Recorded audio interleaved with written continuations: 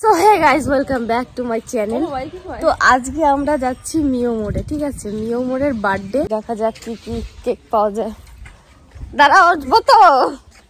আমরা একদিক দিয়ে বলেই গেছি। হ্যাঁ, তো 200 টাকার অফার ছিল।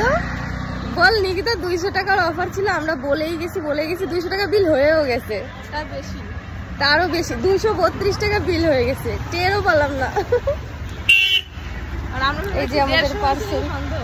তারপরে বললো 65 টাকার একটা পার্সেল আছে, গিফট, তোমরা নিয়ে যেও। 10 মিনিট পরে এসে নামটা লিখলো, বললো এই নামটা বললেই দিয়ে দেবো, ঠিক আছে?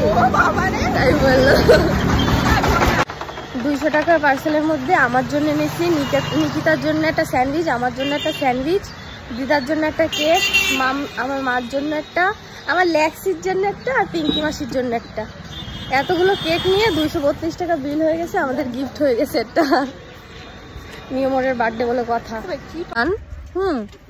সাইকেলটা এত গরম, তার জন্যই ও আমারে বলছে চালাতে। কি শয়তান। আনবক্সিং হচ্ছে। ওরম ভঙ্গি করার কি দরকার? দেখো দিনে কিরকম চেদ্রায় বলছে।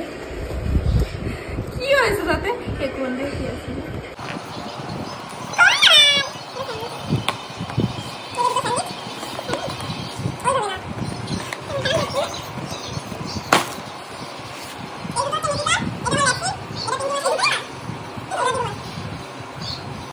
চিজে তো খালি চিজই, টমেটো নাই, শসাও নাই, কিচ্ছু নাই। চিকেনের কিছু নাই। এটা চিকেন না তো। কিছু নাই, এটা হলো শুধু বল। এটা যদি পিজ্জার মতো এরকম এটা জোরে বল, আওয়াজ শোনা যাবে জানেন। এই যে মিও মোড়ের থেকে 200 টাকার কেক নেওয়ার পরে এটা গিফট দিয়েছে। দেখা যাক কি আছে গিফটে। ও বাবা, এ খাওয়ার জন্য পাগল, ইনি খাওয়ার জন্য পাগল। খুলতেও পারে না, ওইভাবে না, নিচের দিকে টান দিয়ে উপরে এটা খুলে দেবে। ইয়ে গিফট দিয়েছে।